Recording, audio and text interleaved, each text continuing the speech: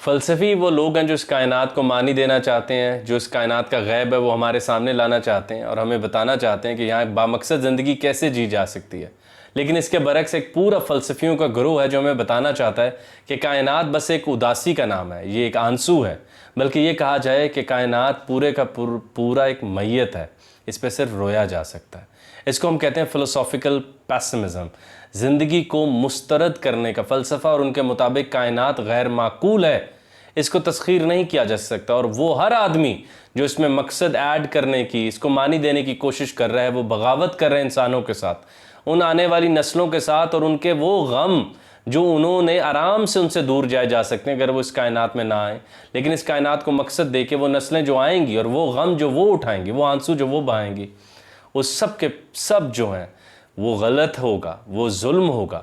और हमें इस सारे सिस्टम को यहीं रोक देना चाहिए, और इसको कहते हैं फ़िलोसॉफ़िकल पेसिमिज़म। इसमें एक दो फ़लसफ़ी नहीं आए, इसमें एक दो दाना लोग नहीं आए।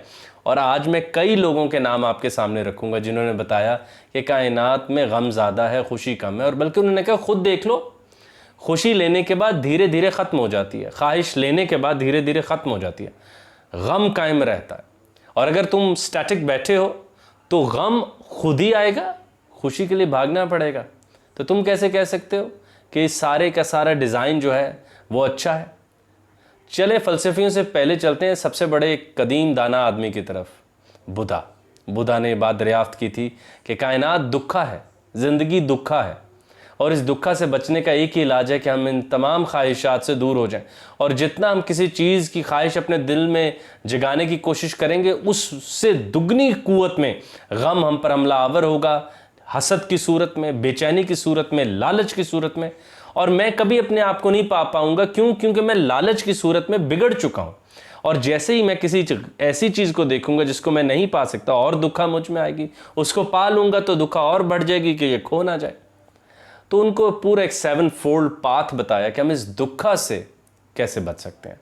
ये तो एक दाना आदमी का काम था। लेकिन अगर हम फ़लसफ़े की तरफ जाएं तो हमें वो पहला आदमी जिसने कंप्लीट एक फ़िलोसॉफ़िकल पेसिमिज़म का सिस्टम बनाया, ज़िंदगी को मुस्तरद करने की वजूहात रखी, उसका नाम था शोपेनहायर। बड़े जर्मन फ़लसफ़ी जिन्होंने हमें बताया कि इस कायनात की एक विल है, बल्कि समझो कि कायनात अगर एक शख्सियत है तो इसकी खुद ही है, कायनात की भी एक मर्ज़ी है जो इंसानों से बेनियाज और मुकम्मल इंडिफरेंस में आगे बढ़ती चली जा रही है। और इंसानों की औकात चींटियों से ज़्यादा नहीं, जैसे हम चींटियों को अपने पैरों के नीचे रोनते हैं और सोचते भी नहीं है। जब कोई आंधी आती है हम अपने बच्चे संभालते हैं, खिड़कियां बंद करते हैं, थोड़ी देर कहते हैं शुक्र है यार आंधी चलेगी, हमारे बच्चे ठीक हैं।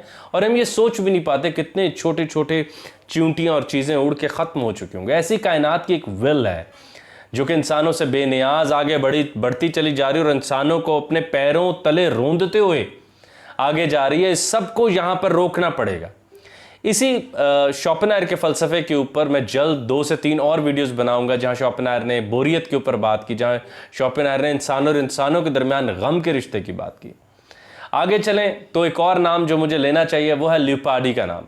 ये ज़रा वो फ़लसफ़ियाँ जो मशहूर नहीं हो लेकिन बहुत बड़ी बात की, और इन्होंने सुकरात और अफलातून पर ज़रब लगाई और कहा कि सुकरात और अफलातून जो हमें बताना चाहते थे कि इल्म सबसे बड़ी खुशी है, वो ये नहीं जानते थे कि सबसे बड़ा गम इल्म की वजह से आता है। जब हम इस कायनात को मानी देते हैं, वो कायनात जिसको कभी मानी दिया ही नहीं जा सकता, उसको मानी दे के क्या लेना?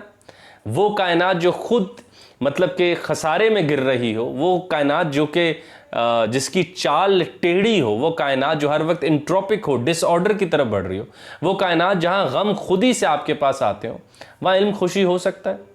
और लियोपार्डी ने फिर दूसरी बात की कि कभी कभी तो लगता है कि कायनात इज़ अ डिवाइन जोक, ये एक मज़ा है, एक मज़ा का खेज़ चुटकुला है, समझिए इसको, इससे ज़्यादा इसके ऊपर तवज्जो नहीं देनी चाहिए। और उसने कहा ख्वाहिश को मुकम्मल होते हुए देख लें, एक लातादाद ख्वाहिश का सिलसिला शुरू हो जाता है जो इंसानों को पहले से ज़्यादा नामुकम्मल करके छोड़ता है।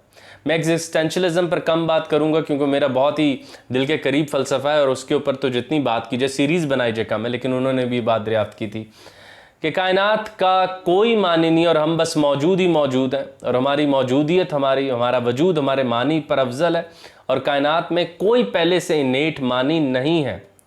अगर आप चले जाएं फ़िज़िक्स की तरफ तो शायद फ़िज़िक्स, या जब हम टेलीस्कोप से दूर देखते हैं तो अब हमें नज़र आता है कि दूर बहुत ज़्यादा अंधेरा है, और वो मकसदियत, वो रोशनी, वो अरूज, वो लाइट वहाँ नहीं है, वहाँ वो लिटरेचर, वो म्यूज़िक वहाँ नहीं नज़र आ रहा बाकी की कायनात में, बिल्कुल अंधेरे में है बाकी की कायनात। और अगर हम उससे भी आगे चलें तो अब मैं एक नाम बंदे का लेना चाहूँगा जिसने मेरे ख्याल से फ़िलोसॉफ़िकल पेसिमिज़म यानी ज़िंदगी को तरदीद करने के फ़लसफ़े में सबसे नुमायाँ और बड़ा नाम ले तो वह मेलेंडर का। और उन्होंने बहुत बड़ी बात की थी कि याद रखना इस ज़िंदगी का ख़ात्मा ही निजात है, यानी कि ज़िंदगी में को ख़त्म कर दिया जाए वो इसका सबसे बड़ा मकसद है कि इससे जान छुड़ा ली जाए। और वही जो शोपेनहायर विल कायनात की लेकर आते हैं, मेलेंडर उसके बरक्स कहते हैं कि विल सिर्फ इसलिए लाई जाए कि उससे ख़ात्मे की तरफ बढ़ा जाए। और उसने कहा ज़िंदगी का सबसे खूबसूरत और प्यारा मकसद ये है, ये आपको इसीलिए दी गई है कि बस इसको ख़त्म कर दें। खैर, इसके बरक्स अगर हम और आगे बढ़ें तो हमें सूफिया में भी बांसुरी की मिसाल मिलती है कि इंसान अपने असल से दूर है और बांसुरी की तरह चीख रहा है। इसमें जब फूंक मारी जाए, खा वो फूंक बाहर की हो, वो हवा बाहर की हो, लेकिन इंसान के अंदर से गम का ही जवाब निकलता है। और उसकी वजह यह है कि इंसान अपने असल से, अपने खालिक से दूर है और अपने महबूब से दूर रह के कोई खुश रह सकता है? कोई आशिक माशूक से फासले पे खुश रह सकता है? तो सूफिया ने भी ये बात देखी कि अगर इस कायनात को देखा जाए तो यहाँ हम एक फ़ासले पे हैं, हम अपने महबूब से मतलब कि वसल में तो नहीं है, फ़िराक में है, उससे एक बहुत बड़ी बेचैनी पैदा हो रही है। और फिर वो अहमद जावेद साहब की बात जो यूनानियों ने दरियाफ्त की थी और अहमद जावेद साहब ने उसे रिकोट किया, ज़िंदगी ट्रेजिडी है। इसको आम बिल्कुल आसान लफ्ज़ में कहें तो ज़िंदगी ट्रेजिडी है कि तुम जान भी लो तुम उसको नहीं पा सकते, लेकिन पाने की लगन कम नहीं करते। ज़िंदगी में कोई भी चीज़ आपके सामने आती है वो ट्रेजिडी बन के ही आती है।